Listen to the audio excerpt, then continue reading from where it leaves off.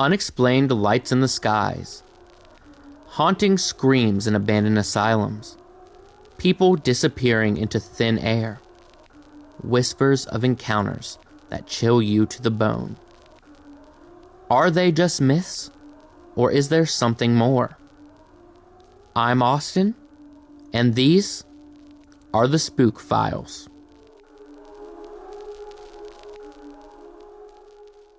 Today on the Spook Files, we will be talking about the most infamous tale of the former Athens Lunatic Asylum, the death and stain of Margaret Schilling. Now, before we begin, I would like to remind everyone that Margaret was a human too. She was a wife and a mother.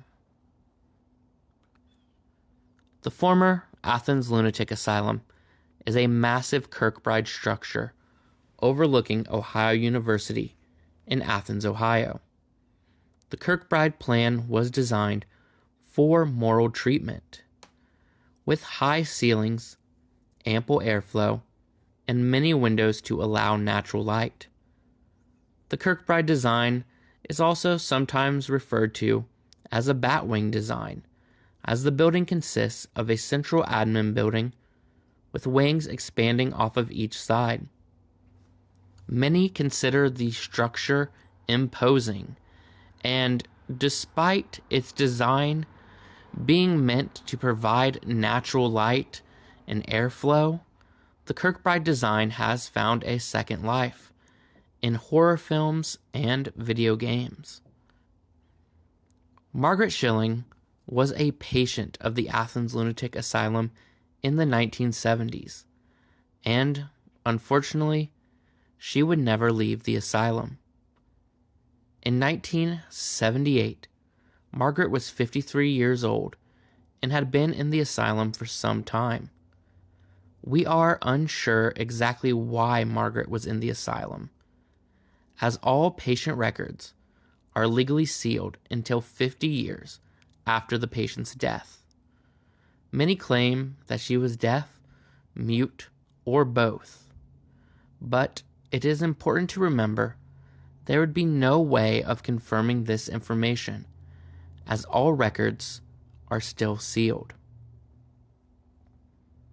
What we do know about Margaret is she was not considered high risk and was able to walk the grounds of the asylum at her own free will. Many reports also say that she was very friendly, loving to wave at staff members or other patients. Unfortunately, though, Margaret would die a mysterious death, a death that would leave its lasting mark on the asylum and Athens as a whole. In 1978, a patient at the Athens Mental Health Center went missing.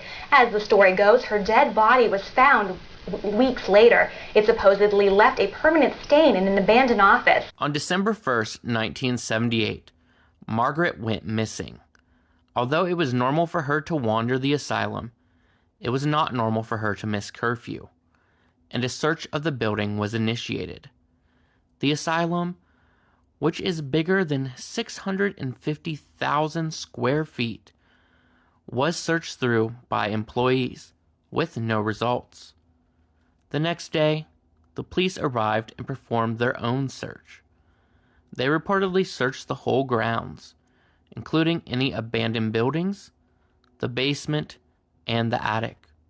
Still, Margaret was not found.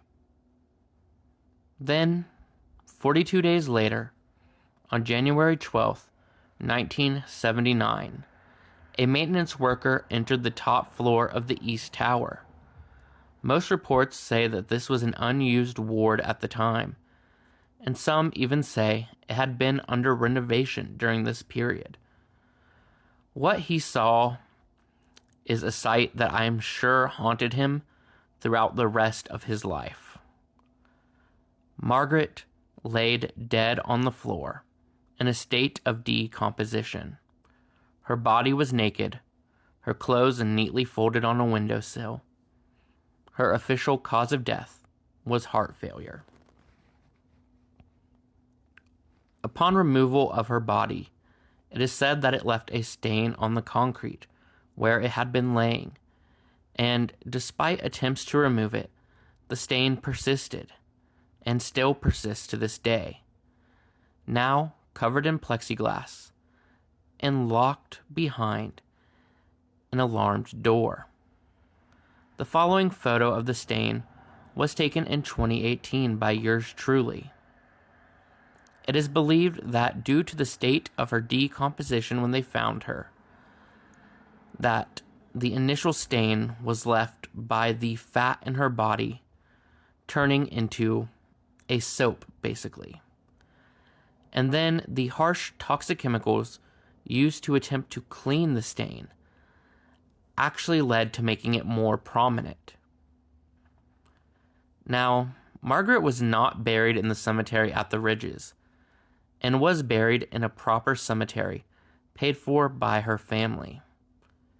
Today, her story remains the most haunting story of the Athens Lunatic Asylum, being shared countless times online, being featured in TV shows, and academic research onto why exactly the stain exists and persists to this day.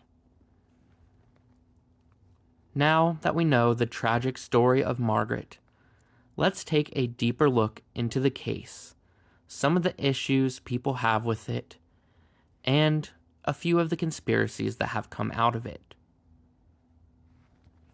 I would first like to point out a fact that is often not addressed when her story is told. The room she was found in does lock from the outside, making it extremely easy to get locked in. I myself almost accidentally got locked in the room before realizing at the last moment I should probably check the door and catching it right before it closed. Now, many rumors say that she was deaf, mute, or both, and couldn't hear or reply to those who were looking for her. While this is a popular theory, at this time, there is no proof of this. All records regarding her are still sealed. Furthermore, if she was deaf or mute, the searchers and staff at the asylum would have known this and adapted their search accordingly. Several people, including myself, do question the searches conducted both by asylum staff and the police. You see, the room that Margaret was found in is rather small, and a full search should have easily found her if it was thorough enough. And I do want to express how small this area actually is. The area she was found in itself is one room. It did connect to part of the attic, but again, it was not a massive area. And if she was in that area and you were searching thorough enough, she would have most likely been found. Others love to point out the weirdness of her being naked with her clothes being neatly folded as a cause for alarm. However, this is something we can actually easily explain. When someone is experiencing the symptoms of hypothermia, especially extreme hypothermia, they may undress themselves due to a false sense of warmth. This is known as paradoxal undressing and is a well-known phenomenon.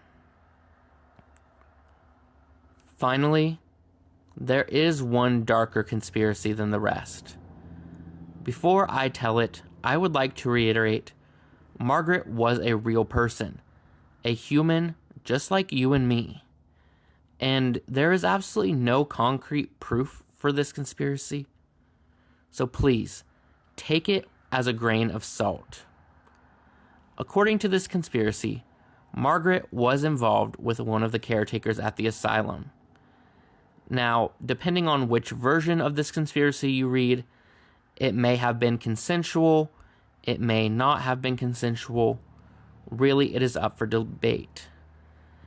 But it is said that Margaret was either going to come clean about the affair or was pregnant and was deliberately locked in the ward by the caretaker. And, of course, it is said that she ended up dying in that ward she was locked in. Now, again, I would like to point out, there is no concrete evidence of this. If she was pregnant at the time of death, that probably would have led to further investigations. So, again, take this with a grain of salt. Unfortunately, we may never know exactly what events led to Margaret dying in that room. But her death and the stain it left behind have become a part of Athens history and become a story that is spread constantly online around the entire world. The world is a strange and mysterious place. What we encounter tonight serves as a reminder. There's more to this reality than we understand. Keep your eyes open, question the shadows, and remember, the truth may be closer than you think. Until next time, stay curious, stay spooky, and good night.